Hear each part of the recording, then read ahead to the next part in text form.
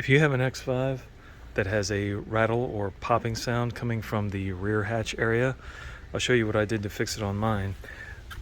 I really think that the source of the rattle is this latch down here. Okay, but in another video I took this whole thing apart, and really there's nothing you can do about that. The reason that this is allowed to rattle is that the bump stops here on either side of this hatch have probably come out of alignment, out of adjustment, whatever you want to call it.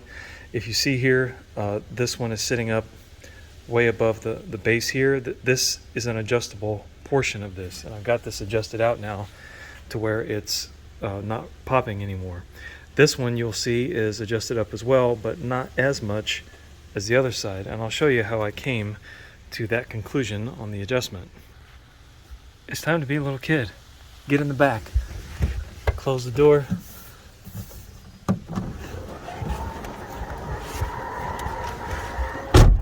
Oh yeah, and let the excitement ensue.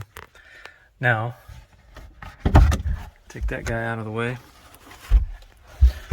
And if you've got one, I highly recommend using a nut driver. You're going to need a 5mm one, or a 5mm something. Where is it? Yep, there you go. There's the old 5mm. You are then going to adjust this part right here, and this is the back side of that adjustable portion of that bump stop there. Okay, I had to turn the phone off and turn the camera around. You're going to adjust this thing right here, which I can just barely get on the frame. The end of that is a 5mm. Okay, so there I've got my 5mm on it. What you're going to do is turn it clockwise. You're going to turn it clockwise until you feel a good amount of resistance. And that means you're pushing that bump stop up against the bump stop on the hatch. The bump stops are going to meet up, or whatever the heck you want to call them. Okay, on this one here, it's pretty tight now. On this one here, this side was loose, but not as loose as on the passenger side. So I had basically no resistance for about 2.5 turns on this side. On the passenger side, I had about probably closer to 6 turns over here. Let's just see if I need to do any more adjustment on this side. Don't think I probably do, but it's the same setup over here.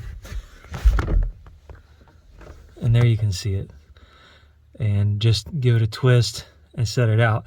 And then that keeps that tailgate hatch tight against the body of the vehicle, and it doesn't allow it to let that latching mechanism rattle, which I think is what is causing the sounds that I'm hearing.